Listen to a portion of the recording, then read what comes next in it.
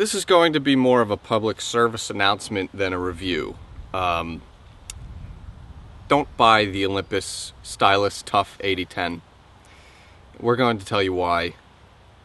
And we're also going to do this in one take because after all that we've been through with this camera, I just personally don't have the energy to cut anything exciting for a camera like this. First off, the Tough 8010 is supposed to be shockproof up to 6.6 feet. So we dropped it in a Walmart parking lot from 3 feet high. Just a little drop. And this happened. Can you see that? Let's get the exposure working. That's a cracked lens. It's also waterproof down to 33 feet. We tested that. Okay, it's waterproof. It worked. But if you swim near sand, little granules of sand are going to creep their way in between the automatic lens enclosure and prevent it from opening and shutting, which happened to us also. Then we tested the crush-proof claim. It's crush-proof up to 220 pounds. I weigh 160 pounds, so I stood on the camera with 1 foot, and then I just bounced lightly about 2 or 3 times. And this happened. No more LCD. So by the time we got around to the freeze-proof test, there was pretty much no way we could tell if the camera would pass it or not because it had already bitten the dust.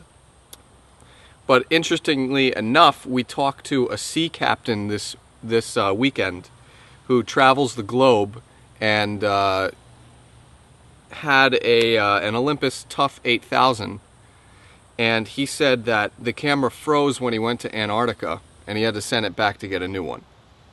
So that kind of answers that question.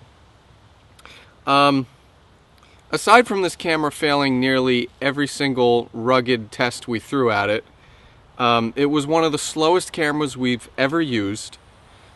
Cycling through options was like dripping slower than molasses in wintertime. And aside from that, it's just a pretty basic camera. 14 megapixels, 5x optical zoom, not many manual controls, a lot of scene modes. There's a super macro mode.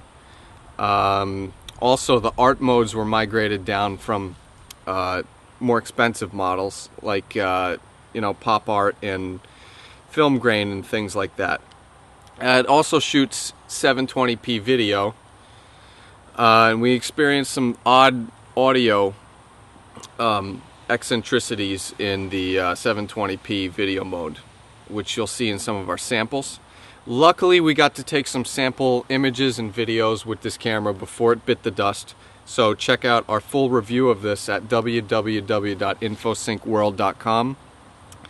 But the Olympus Stylus Tough 8010 should be avoided at all costs.